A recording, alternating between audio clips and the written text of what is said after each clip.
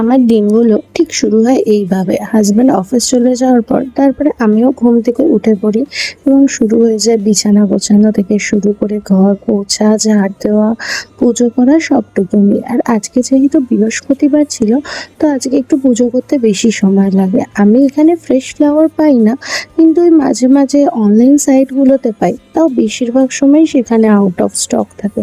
তো কি আর করা যাবে, আমি যেটুকুনি পারি নিজের মতন করে ভগবানকেও আমাদের পরিবারের সদস্যর মতন করে একটু পুজো অর্চনা করে নিই। যা থাকে তাই দিই, আমার ভগবানদেরকে আমি সেবা দিই। ব্যাস, তারপরে আর কি করে নিলাম রান্না বান্না পুজো সেরে নিয়ে। তারপরে একটু লাঞ্চ করে নিয়েছিলাম মাঝে। আর তার মাঝেই শুরু হয়েছিল চরম বৃষ্টি। আজকে প্রচন্ড বৃষ্টি হয়েছে, ওয়েদারটা পুরো শান্ত হয়ে গিয়েছিল।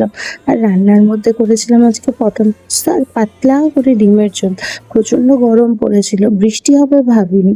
তারপরে কিছুক্ষণ বৃষ্টি উপভোগ করলাম। করার পর সন্ধ্যাবেলা হাজব্যান্ড ফুচকা এনেছিল, ফুচকা খেলাম। আর ব্লগটা এখানেই শেষ করছি। খুব ভালো থেকো তোমরা, টাটা। আর আমায় ফলো করতে ভুলো না।